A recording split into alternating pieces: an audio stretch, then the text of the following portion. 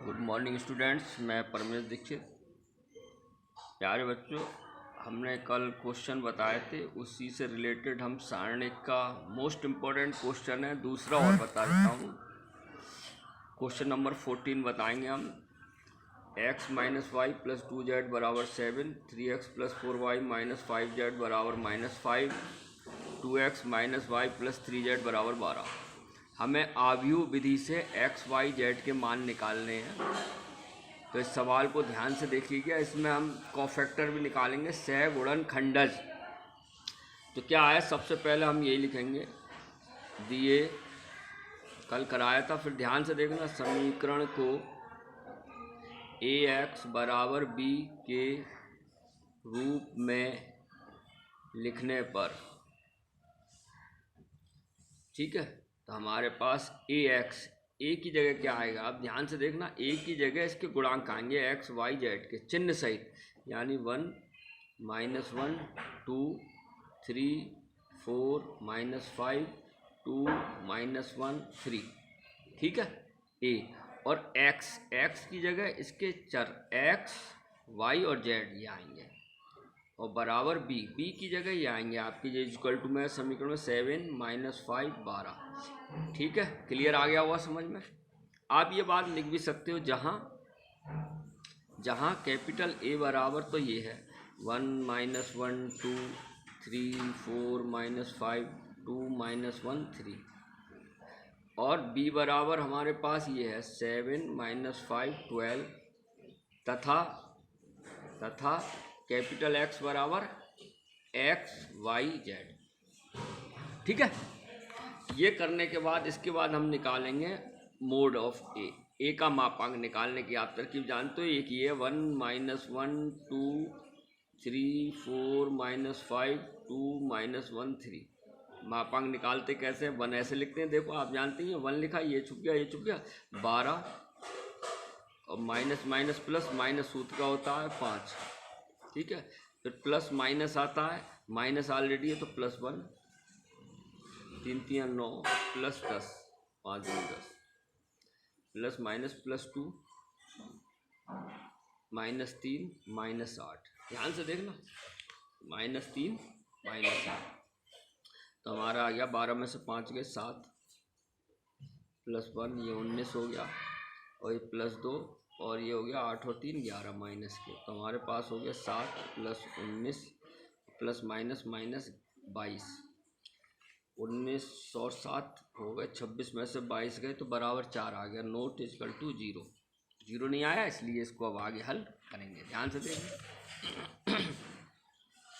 अब क्या लिखते हैं, सह गुणन खंडज, इसलिए आव्यूह ए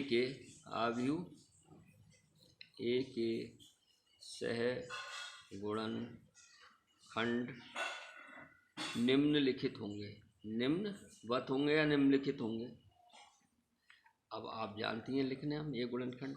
क्लियर है, कैसे लिखेंगे अब मैं यहाँ करता हूँ। क्या पहले लिख लेंगे 3/3 का है, A11 A12 A13 हो गया, फिर A13 हो गया, यहाँ तक आ जाएगा।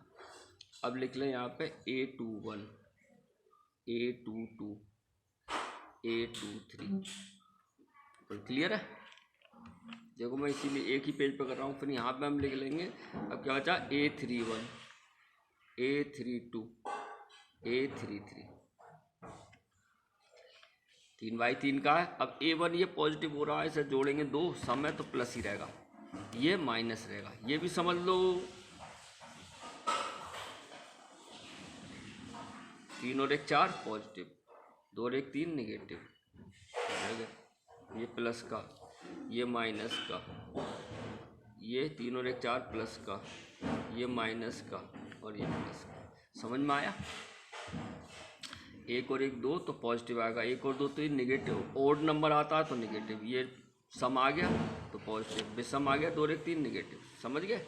अब हम इसमें हम कोफैक्टर कैसे लिखेंगे, ध्यान से देखिए। ये हमारे पास है A, तो 1 1 में 1 1 1, ये तो है ही परमानेंट, ये तो कितना आ जाएगा, 4 - 5 -1 3, 4 - 5 और -1 3। देखो फिर समझो, ये 1 तो परमानेंट गिरा रहेगा, और 1 1 कितना आ गया 4 -5 -1 3।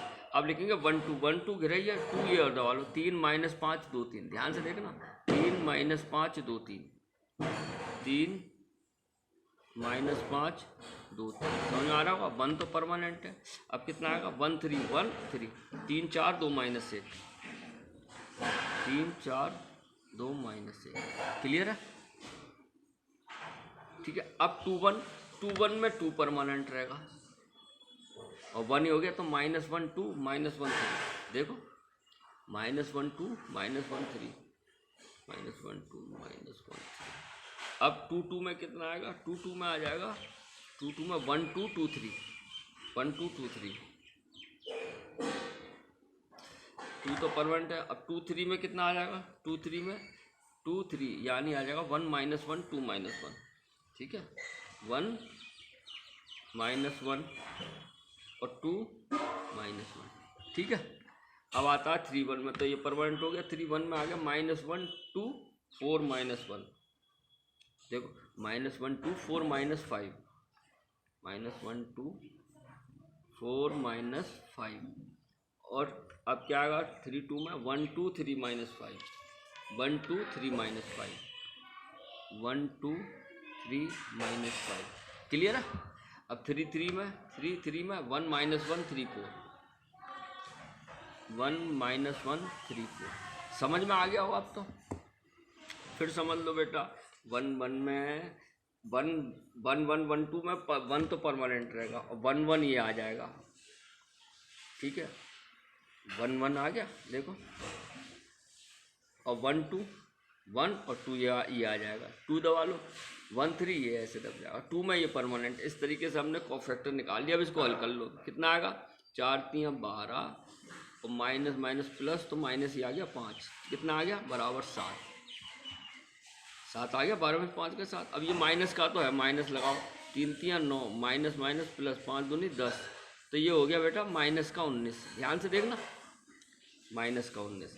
अब इसे देखते हैं, ये तो पॉजिटिव है, यानी 4 पहले किसकी गुणा होती है आप जानते हैं, 3 3 9, इसकी 3 एकम 3, -3 और माइनस 4 दूनी 8, तो माइनस के 11 आ गया।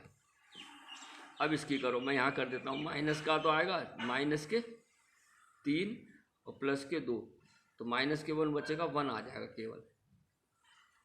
क्लियर है? ध्यान से देखो, 1 आ जाएगा केवल। अब इसको देखो, 3 -4 बराबर -1 आ जाएगा। अब इसको करो, माइनस तो ये है ही, तो ये कितना आएगा -1 प्लस 2, तो माइनस का 1 ये भी आ जाएगा। ठीक है, अब इसको करो,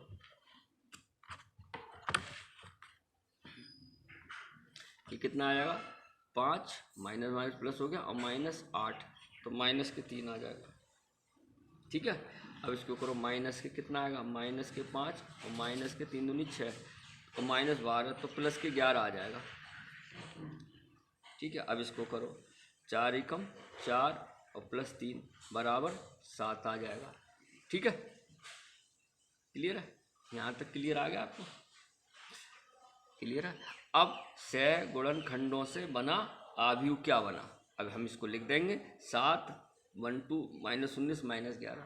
तो देखो यहाँ लिखेंगे अब, इसलिए सह गुणनखंडों से बना आव्यूह क्या बन गया, इसको ऐसे लिख देंगे। देखो A11 ये 7, A12 है -19, तो 7 -19 -11, इसको लिख दो। A21 को 1 -1 -1, और ये आ जाएगा -3 11 7।